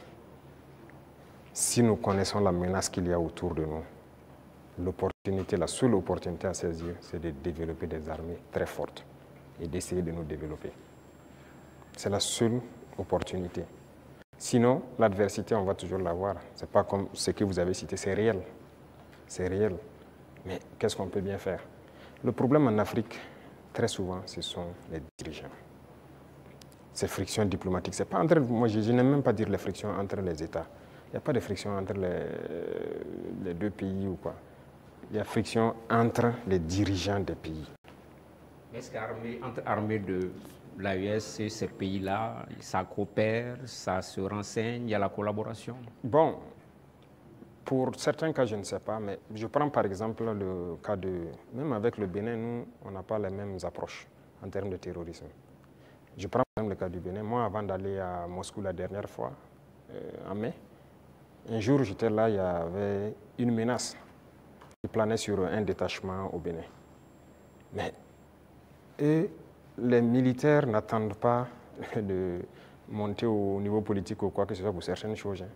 Ils ont contacté nos forces à l'Est, qui ont confirmé en tout cas la menace. Ils ont demandé si on pouvait faire quelque chose. Moi, j'étais encore là, c'était un samedi, je me souviens. J'ai ordonné à nos appareils d'aller survoler et voir ce qui se passe, parce qu'ils ont intercepté les communications de regroupement. Effectivement, les drones sont arrivés à la frontière, ils ont vu que les terroristes se regroupaient pas loin de leur base. On a frappé et on a avorté l'attaque. Ce n'est pas une fois, ce n'est pas 2 fois. Vous voyez, les forces coopèrent. C'est ça l'esprit militaire. Un bon militaire, la menace d'abord, il y a une menace commune. Mais maintenant, c'est souvent au niveau, comme je l'ai dit, au niveau des dirigeants, beaucoup n'ont pas compris. Ils sont là dans des guerres inutiles. Mais le plus important, la menace est commune. Si quelqu'un croit qu'il peut se soustraire de la menace, il se trompe. Donc on coopère. Les militaires coopèrent. Vous avez dû voir, par exemple, nous et les dirigeants ivoiriens, il ne faut pas se mentir, ça ne va pas. Mais vous avez dû voir nos militaires, très souvent même, qui se retrouvent, qui s'assoient ensemble à la frontière, qui causent. Voilà, ça fait partie. C'est l'occasion de parler des 6 éléments du DARA. Où est-ce qu'on en est? On a entendu les autorités lors d'une conférence de presse, ils en ont parlé. Au niveau du Burkina Faso, comment est-ce que ça se passe? Qu'est-ce qu'ils ont dit? Ils ont franchi la frontière, ils ont été interpellés. Ils sont là. D'accord. Chaque fois que quelqu'un franchit la frontière, il rentre, mène des actions. Que si ce sont des civils, généralement, c'est qui rentrent, qui posent des questions, qui font des enquêtes. Ça, c'est de l'espionnage, en fait. Donc, c'est logique qu'on les arrête et qu'on les entende. C'est comme avant ça, il y avait des gendarmes qui avaient franchi en armes. C'est arrivé 2 fois, il y avait 6 et 2 entre-temps. On les avait arrêtés, on les avait amenés jusqu'à Ouagadougou avec les armes, on les a auditionnés. Mais un jour, le ministre de la Défense m'a dit que son homologue l'a appelé et plaidé si on peut les libérer. J'ai vu les services de renseignement et j'ai dit, bon, écoutez, s'ils ne sont pas rentrés avec une mauvaise intention et tout, fraternité d'armes et tout ça, il faut les libérer. Le même jour, ils ont été libérés. Et nous aussi, nous espérions que les Ivoiriens, il y a des civils burkinabés en prison, qu'ils les libèrent. Malheureusement, c'est 2 ou 3 jours après, on apprend le décès de notre frère en prison. Et les autres qui sont en prison sont toujours en prison. Et même ce sont des civils, des commerçants. Écoutez, ça, c'est pas de la bonne collaboration. Donc, pour les 6 éléments, on attend. On n'a rien reçu d'abord comme approche ou quoi que ce soit. Pourtant, le porte-parole du gouvernement ivoirien a indiqué qu'ils espèrent, qu'ils privilégiaient la voie du dialogue avec le Burkina Faso. Il a dit en conférence de presse le mercredi passé. On les attend. Nous, si on avait privilégié la voie du dialogue, on espérait aussi qu'ils libèrent nos civils innocents et qu'ils viennent. Mais un est mort dans leur prison qui n'est même pas une prison conventionnelle. Donc, écoutez, chacun assume ses actes. Hein. Et nous, on n'a pas l'art de mentir. Ce qui est réel, on le dit. On n'a pas de personne à nous approcher d'abord. Donc la situation est telle qu'elle. Voilà. Les relations entre l'AES et la CEDEAO sont claires, elles sont limpides, c'est la rupture. On se pose des questions par rapport à l'UEMOA. Récemment, lors de la conférence des ministres des Finances de l'UEMOA, il était question que ce soit le Burkina Faso qui préside la conférence des ministres. Ça n'a pas été le cas. Comment est-ce que cette question a été abordée au niveau du collège des chefs de l'État de l'AES? Quelle lecture vous en faites? Non, ce n'est pas surprenant. Nous, on était préparés à ça, ce n'est pas surprenant. Vous voyez, il y a des gens qui se prévalent de gouverner toute l'Afrique de l'Ouest et qui sont les... Ça ne marche pas avec nous. Ça ne marche pas, on les a dit clairement. Moi, j'ai des échanges avec certains chefs d'État, j'ai dit ça ne marche pas. Y a-t-il de quoi quitter l'UEMOA, Monsieur le Président? Mais s'il y a nécessité. Et peut-être on tend vers ça. Si on ne peut pas gouverner, qu'est-ce que vous voulez? On nous cherche. Ça a été le même cas que la CEDEAO. On nous pousse vers la porte, ben on va partir. Donc on les regarde. La balle est dans leur camp. En préparant l'émission, Monsieur le Président, en préparant l'émission, on a appris que vous aimez cette formule « tout est urgent ». Au sein de l'AES, est-ce qu'il y a plus urgent, même dans la hiérarchisation des urgences, qu'est-ce qu'on peut privilégier aujourd'hui? Les urgences au niveau de l'AES? Oui. C'est la question sécuritaire. C'est le plus urgent. Et vient maintenant la question de développement qui est liée à la question sécuritaire. Il faut qu'on libère nos terres et qu'on sécurise nos populations. Ça, c'est l'urgence absolue. Donc, tout l'effort, toute la concentration, même nos tâches quotidiennes doivent être orientées vers ça. Chaque fois qu'il y a un incident, en tant que chef d'État, on doit être au courant et on doit s'intéresser, on doit trouver des solutions et ainsi de suite. C'est ça qui est le plus important. Et réfléchir constamment, récupérer nos terres, sécuriser, faire en sorte que même dans 100 ans, cette situation n'arrive plus. Monsieur le Président, l'AES, c'est un même peuple, c'est un même destin. On est curieux de savoir comment les autres pays de l'AES perçoivent la révolution burkinabé. Peut-être qu'ils viendront à la révolution. C'est une étape. Mais il faut savoir que le Burkinabé est intrinsèquement révolutionnaire. C'est le même peuple, par la mentalité actuellement qu'on a réussi à inculquer. Mais fondamentalement, vous-même vous êtes Burkinabé, vous savez que non n'est pas facile. Le Burkinabé est intrinsèquement révolutionnaire, ça fait que la révolution passe plus facilement. Voilà. Même quand on ne faisait pas la révolution, les gens même réclamaient la révolution. Donc les autres, ils vont aussi proclamer sûrement, j'espère. On n'a pas le choix que de faire une révolution. Sinon, tout autre concept ne marchera pas. Voilà, il faut révolutionner. Ben, merci donc à vous pour ces différentes questions relatives donc à la diplomatie et à l'AES.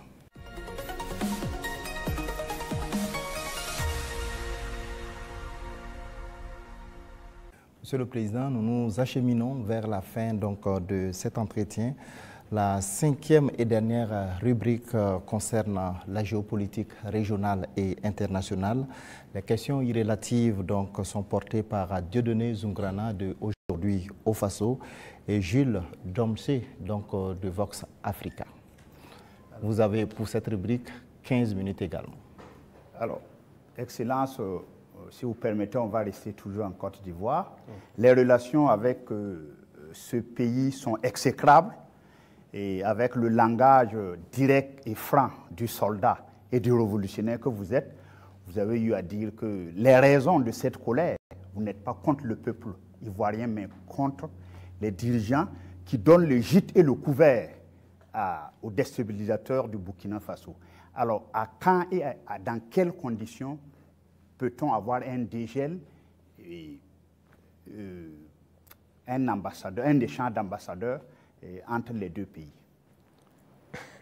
Ça dépend d'eux. De toute façon, ce n'est pas nous qui avons commencé cette situation. Moi, je me souviens au tout début, même le jour du 30 septembre, est-ce que l'une des premières personnes qui m'a appelé, ce n'était pas le président Alassane Ouattara. Et après, son petit frère est venu par 2 fois nous voir et tout ça. C'est vrai, on peut dire que les relations étaient bonnes, mais il a voulu qu'on suive une certaine direction. Mais comme vous avez dit, en tant que révolutionnaire, nous savons que nous ne sommes pas là pour ça. Nous, nous étions là pour la révolution. Et la révolution, c'est une rupture. On ne peut pas suivre une certaine politique. Et donc, petit à petit, les relations ont commencé à ne pas aller. Et comme vous l'avez constaté, tous ceux qui ont voulu peut-être certains privilèges, quoi que ce soit, n'ont pas eu, se sont mis à se mettre contre nous, se sont déployés là-bas, sont entretenus, sécurisés et tout. On sait de quoi on parle, parce qu'ils savent aussi de quoi on parle, pour agir contre nous. Il n'y a pas quelqu'un qui a quitté la Côte d'Ivoire et qui était venu ici en son temps. Nous avons observé ça pendant près de 2 ans. On les a parlé plusieurs fois. Ils nous ont dit non, il faut qu'on passe par les règles de l'art, il faut que la justice émette des mandats et tout ça. On a fait tout. Ils ne répondent pas. Monsieur le Président, ça ne marche pas. J'embraye avec la question de mon confrère pour rester sur la Côte d'Ivoire. Comme vous le savez très bien, la Côte d'Ivoire a une élection présidentielle cette année, dans quelques mois. Est-ce que c'est quelque chose qui vous intéresse? Ça nous intéresse d'autant plus qu'on a beaucoup de compatriotes en Côte d'Ivoire quand même. Et on craint qu'il y ait des violences. Et ça, ce n'est pas forcément la bienvenue. Parce que nous avons vécu malheureusement les années passées aux violences en Côte d'Ivoire avec les opérations Bahiri. Tout le monde a subi ça au Burkina. Aujourd'hui, vraiment, nous ne souhaitons pas qu'il y ait des violences. Tout à l'heure, vous avez semblé dire quelque chose. Je voudrais que vous précisiez, parce que c'est un peu très sensible selon moi. Est-ce que vous semblez nous dire qu'aujourd'hui, la Côte d'Ivoire servirait de base arrière à une organisation visant à déstabiliser le Burkina Faso? Ça, même plus que ça. Base arrière à une organisation servant à déstabiliser le Burkina. Ils sont là-bas. Les ennemis du Burkina sont clairement là-bas, affichés, protégés. Ils sont payés, ils sont protégés, ils sont bien logés. En plus de ça, il y a la question du terrorisme. Mais non. Le pouvoir flotte avec les terroristes. Il ne faut pas se mentir.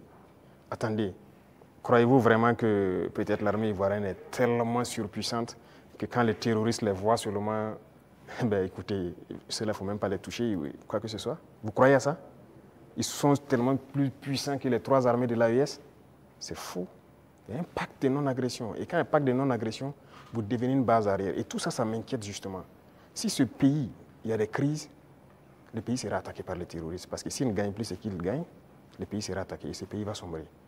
C'est un danger. C'est pourquoi j'ai passé le temps à dire au chef d'État, on ne pactise pas avec les terroristes. Voilà. Alors, Monsieur le Président, qu'est-ce que vous répondez à ceux qui disent, bon, la géopolitique quand même avec la Côte d'Ivoire, ce pays voisin, qui abrite la plus grande diaspora burkinabé, alors que, bon, vos contempteurs vous accusent de pratiquer la diplomatie du muscle avec ce pays, au détriment justement de nos Paweto qui sont là-bas. Qu'est-ce que vous leur répondez? Écoutez, qui le dit? Nous sommes burkinabés, c'est ce que nous savons. Et nous avons décidé de faire une révolution, on va la faire. Maintenant, celui qui embarque dedans embarque. Nous ne pouvons pas être dans une révolution et vouloir faire un autre modèle de diplomatie. Je vous ai dit la diplomatie mensongère et tout ce qu'il y a. On n'est pas prêt à être dans ce sillon-là. S'il y a quelque chose qui ne va pas, qu'on ait le courage de vous dire ça ne va pas. Il ne faut pas faire de l'hypocrisie. Généralement, les gens devant les micros et tout ça, non, tout va bien, si c'est ça, on est en train de... C'est faux, ça ne va pas bien. Il faut avoir le courage de le dire, il faut qu'on s'asseye, qu'on parle et qu'on se dise la vérité. Mais si les gens ne veulent pas ça, parce que juste dans leur tête, bon, il faut que ces gars-là quittent, parce qu'on ne veut pas de révolution en Afrique de l'Ouest. Ça ne va pas marcher. Donc, chacun se prépare à assumer les conséquences voilà, de la situation. Alors, pour sortir de la Côte d'Ivoire, Monsieur le Président, on reste quand même au niveau de l'AES. Vous avez certainement suivi le dernier sondage fait par nos confrères de Jeune Afrique. Et avec des résultats qui peuvent sembler étonnants, les populations des pays francophones sont tous favorables à l'AES. Je dirais, même la Côte d'Ivoire, à 66%, apprécie ce qui se fait au niveau de l'AES. Alors, comment est-ce que vous recevez ce message? Ah bon? Je n'ai même pas pu suivre ça, parce que moi, je ne suis plus ce média. Hein. Alors, on est compris, c'était un sondage qu'ils ont commandé. Peut-être qu'ils ne s'attendaient pas à ce résultat, mais le résultat est tel. Ils ont été au Cameroun, ils ont été au Sénégal, ils ont été au Bénin, ils ont été en Côte d'Ivoire. Et là-bas, les populations sont tous favorables à l'AES et apprécient dans leur grande majorité ce qui se fait au niveau de l'AES. C'est logique, je dirais. Les populations ouest-africaines sont la plupart du temps liées. C'est la même famille. C'est le colon qui nous a divisés. Hein. Et quand les gens voient qu'on essaie de s'unir, ça ne fait qu'inspirer, ça ne peut faire que plaisir. Donc moi, ça ne m'étonne pas que ces populations apprécient. Et ce qui m'étonne, c'est le fait qu'ils aient publié. Pourquoi ils ont publié ça? Ça donne de réfléchir. Pas le choix. Quand vous commandez une enquête, c'est connu. Après, vous êtes obligé de publier les résultats. Bon, peut-être ça. Voilà. Mais il faut faire attention à ces gens parce que... Je suis totalement d'accord avec vous. Voilà, ils sont pas assez. Sinon, je suis d'accord. C'est normal, c'est logique. Avec la permission de Dieudonné, je voudrais vous poser une question concernant justement votre relation avec une autre organisation. Qu'est-ce que vous faites encore dans l'Union africaine? Ah, bonne question. Alors, je dirais que notre situation dans l'Union africaine est tellement passive qu'on ne sait pas si on est dans l'Union ou si on n'est pas dans l'Union. On nous a suspendus depuis, personne ne nous parle, c'est vraiment un silence radio. Donc alors, moi je ne sais pas si je suis dans l'Union ou pas. Mais est-ce qu'il ne faudrait pas marquer le coup en posant aussi un acte historique, comme cela a été le cas avec la CEDEAO, en claquant la porte à une institution qui visiblement ne sert pas à grand-chose? J'ai eu à discuter avec un diplomate de cette organisation. Et après, nous avons vu qu'ils ont nommé un médiateur, le président burundais, qui devrait même venir ici la semaine passée, je pense, mais après, il y a eu question d'agenda avec nous. Et on l'attend, on veut l'écouter d'abord, parce que nous-mêmes, nous voulons savoir pourquoi ils se comportent comme ça. Parce qu'on ne peut pas prendre une décision sans savoir leur motivation. Pourquoi ils ont décidé de nous exclure? Pourquoi ils se comportent comme ça avec nous? Si on a leur motivation, là, si on quitte, on pourra expliquer à nos peuples, voilà ce qu'ils ont dit, voilà les raisons. Et donc, nous, on décide de quitter. C'est la même chose que la CEDEAO. On a quitté, mais si on nous demande pourquoi on a quitté, on peut vous expliquer. Mais aujourd'hui, si on quitte l'Union et qu'on nous demande, nous-mêmes, nous ne savons pas pourquoi ils nous ont suspendus. Pourquoi ils se comportent comme ça. Certes, ils ont dit qu'on est anticonstitutionnel, mais au jour d'aujourd'hui, je pense que... Monsieur le Président, vous pouvez aussi quitter parce que vous estimez que c'est une organisation qui travaille contre les intérêts de l'Afrique. Je ne pense pas que l'Union africaine peut être dans une posture révolutionnaire comme celle que vous menez. Non. Par respect pour certaines personnes, voilà pourquoi j'ai dit j'attends que le médiateur qui a été nommé, qui a déjà envoyé son émissaire, prenne contact avec nous. Nous l'attendons. C'est par respect vraiment pour ce président. Nous l'attendons qu'il vienne, qu'on discute, qu'il nous dise ce qu'il y a et nous lui dirons les conclusions de nos débats. Monsieur le Président, on va aller au bord de la mer Noire, en Russie. Alors, la science a l'art de ces instruments. Vous avez fait des études scientifiques. Alors, lors d'un séjour à Moscou, vous avez demandé au patron du Kremlin de nous apprendre à pêcher le poisson au lieu de nous donner le poisson, le transfert des technologies. Alors ça, je pense qu'aujourd'hui, c'est vrai, tout le monde est d'accord que le biberonnage là, extérieur ne peut plus continuer. Alors où en est-on aujourd'hui avec justement ce transfert de technologie? Parce que vous avez parlé tout de suite avec des confrères qu'on va un jour fabriquer même nos armes ici. Alors où en est-on actuellement avec ce transfert de technologie? Alors, je pense qu'ils ont bien entendu le message. Je l'ai clamé en 2023. pendant le sommet de Saint-Pétersbourg, on nous a donné du blé, il ne faut pas qu'on aille encore demander du blé, il faut cultiver. Si on nous donne du poisson, il faut qu'on apprenne à pêcher. Et je pense que les initiatives qu'on est en train de développer, nous avons demandé donc à la Russie d'offrir un certain nombre de bourses d'études à des étudiants burkinabés pour qu'ils aillent apprendre la science. Ils ont accepté. Donc il y a déjà des gens qui sont partis dans certains domaines pointus. Si vous regardez la création de l'agence atomique, on a déjà des étudiants qu'on a envoyés depuis l'année dernière qui sont en formation sur le domaine atomique, qui est une technologie poussée. Et on va continuer d'en envoyer chaque année. Donc il y a plusieurs autres domaines où nous avons demandé des formations. Ce n'est pas la Russie seulement. Même à la Chine, on a demandé des formations particulières et envoyé des étudiants. En Iran aussi, pareil, on est en train de taper en tout cas tous ceux qui ont pu développer des technologies pour envoyer des étudiants formés. Alors géopolitiquement, bon, le capitaine président Ibrahim Traoré aujourd'hui a mis le Burkina sur orbite, comme à l'époque un Sanka. Qu'est-ce que ça vous fait aujourd'hui? Bon, un pays comme le Burkina, bon, certains disent un petit capitaine. Qu'est-ce que ça vous fait géopolitiquement aujourd'hui d'être au pinacle? Écoutez, est-ce que vous avez toujours la tête sur les épaules? Un renforcement la tête sur les épaules, c'est une charge. De voir, c'est une mission globale qui nous a été confiée. De voir que tout le monde entier s'intéresse au Burkina, je ne dirais pas une pression, mais c'est une charge. Et c'est une responsabilité. Et on doit de l'assumer avec toute la concentration nécessaire. On n'a pas le droit de faillir. Qu'on le veuille ou pas, nous allons aller dans le sens des peuples. Parce que c'est eux qui ont fait valoir cela. Donc, on l'a vu, le Burkina est vraiment en orbite, comme vous le dites. Et nous travaillons à maintenir le Burkina dans cette posture, à être le pays des hommes intègres, à être le pays modèle, à être le pays qui va quitter cette situation de sous-développement, être dans quelques années un pays très développé, faire un miracle, parce que c'est ce à quoi les gens aspirent. Et aussi pouvoir donner notre part de voix et de tout ce qu'il y a, voilà, pour le bonheur du monde, si je peux dire. Depuis que vous êtes chef d'État, vous voyagez très peu. Oui. Le seul pays en Afrique où vous êtes allé, c'est probablement la Russie, si je ne m'abuse. Et on a vu vos homologues africains aux États-Unis, avec une sorte de photo de classe, avec le président Trump. Et je vous donne un commentaire d'un ami à moi qui me disait « Le capitaine Traoré n'aurait jamais accepté ça ». Est-ce que c'est vrai? Écoutez, moi je voyage peu, comme vous l'avez dit. Et je suis parti en Russie 2 fois, mais pour des objectifs bien précis. Il se peut que j'aille vers d'autres partenaires pour des objectifs bien précis. À part ça, je ne compte pas aller faire le tour du monde comme les autres le font. Parce que pour moi, il faut rester concentré, travailler pour son pays. Le président Trump lui-même, il a dit « America first ».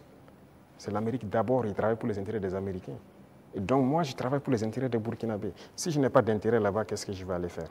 Alors, l'un des grands sujets géopolitiques actuels, c'est bien sûr le conflit israélo-palestinien. On voit des États prendre de plus en plus position. On a vu des États occidentaux, européens, pour ne pas les nommer, dire qu'ils vont reconnaître, et c'est un signe fort, l'État palestinien. Mais comme d'habitude, l'Afrique est quasiment silencieuse. Elle est dans la position attentiste. Est-ce que vous, du Burkina, vous pouvez donner une position qui permet de comprendre un peu ce que pense l'Afrique par rapport à ce qu'on est en train de vivre aujourd'hui dans la bande de Gaza? Je ne peux pas vous donner une position qui permet de voir ce que pense l'Afrique. Certains Africains, ou certains dirigeants africains. Parce que beaucoup de dirigeants africains ont une autre manière de voir les choses. C'est le malheur de l'Afrique, si je peux le dire, on n'est pas unis.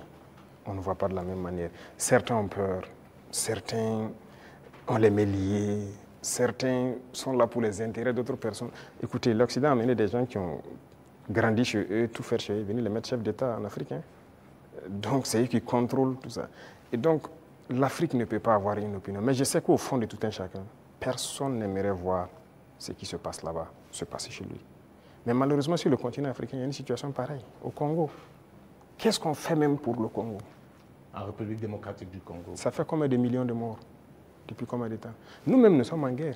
Est-ce que vous avez vu des pays africains même porter la voix pour le Burkina depuis les 10 années passées? C'est rare. C'est rare. Donc, l'Africain a ce problème-là. Pendant que quand vous voyez en Europe, ils ont un problème. Tout le monde est uni, les gens arrivent à rapidement trouver des solutions. Les États-Unis, c'est pareil. Mais l'Afrique a ce problème. Vous voyez, ça fait 10 ans que nous on se bat. Vous n'avez pas entendu quelqu'un porter la voix du Burkina au niveau des institutions internationales et quoi que ce soit, ni le Mali, ni le Niger. Nos populations meurent, ce n'est pas leur problème.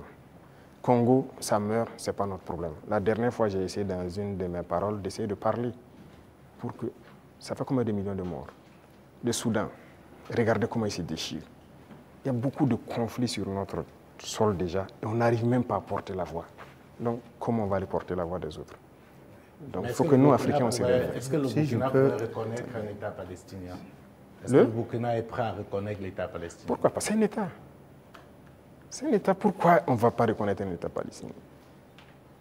Non, ce qui se passe, c'est très grave. Je pense que l'État palestinien existe et doit exister. Sinon, cette guerre ne finira jamais. Là où nous partons, ça ne finira jamais. Pendant que vous croyez que ça va finir, ça reprend de plus belle. Et on va continuer comme ça. Mais je pense aussi qu'il y a beaucoup de parts de responsabilité des pays autour là-bas, parce que c'est leur région et les gens doivent pouvoir donner la voix pour trouver une solution à ce conflit. Voilà. Et quant à nous, on continue de se battre ici. L'État burkinabé qui doit demeurer, c'est ça qui est le plus important. Et on se bat pour notre État burkinabé. Voilà, Monsieur le Président, nous sommes donc au terme de ces 90 minutes face à la presse. Merci pour votre disponibilité et merci pour cette belle opportunité offerte à la presse nationale et internationale.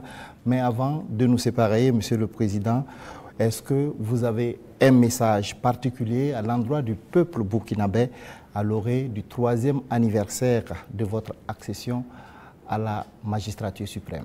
Pour le peuple burkinabé, ça fait 3 ans que nous sommes là et qu'on chemine. Et j'ai d'abord des mots de remerciement.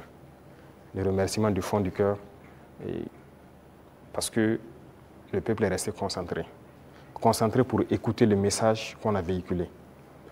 Parce que l'une des armes importantes que nous avons utilisées, c'est aussi la communication. Et parce que nous avons compris que les impérialistes ont toujours utilisé la communication pour détruire l'Afrique. Parce que tout ce qui se passe comme conflit, ce sont des manipulations. Ce sont des manipulations. Regardez, je prends encore le cas du Soudan. 2 groupes sont manipulés par des puissances. Faudrait-il pas à un moment donné qu'on se parle, on s'assoit, on exploite nos ressources ensemble, on fait vivre nos populations, on va continuer à se déchirer? Tout ce qui s'est passé comme assassinat de leaders politiques en Afrique, les guerres et tout, c'est à travers la communication qu'on a manipulé. Et la communication est très importante. Et ça, le peuple burkinabé a été concentré pour percevoir le message. Et nous continuerons de communiquer pour les faire comprendre ce que nous faisons et vers où nous partons. Ça, c'est le plus important. Deuxième chose, je remercie Dieu aussi, qui a permis à ce que nous puissions, en tout cas malgré la guerre, poser des actes et communiquer sur ces actes pour que le peuple comprenne qu'un lendemain meilleur est possible. L'espoir est permis. Et tant que les gens garderont cet espoir, on va y arriver au point où nous souhaitons.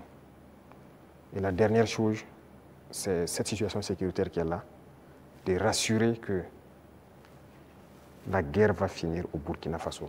Nous vivrons en paix, nous ferons ce que nous avons à faire de nos richesses et nous allons nous développer. Ça, c'est une certitude. Le rêve que nous avons pour le Burkina Faso, nous allons l'accomplir. Nous continuerons les derniers bastions importants du terrorisme, nous allons continuer à les conquérir, comme ce qu'on a pu faire en 2025 avec cette grande vallée qui était un gros réservoir économique pour les terroristes que nous avons récupéré. Il y a plusieurs autres endroits où l'orpaillage terroriste continue et tout, pour les ravitailler. Nous allons récupérer toutes ces zones et l'espoir est permis. Donc, bon courage à tout le monde, restez concentrés, résilients et on continuera à se parler. C'est ça le plus important. Une fois qu'on se parle, on se comprend et on avance. Merci. Merci, Monsieur le Président. Ça sera donc le mot de fin. Merci, cher.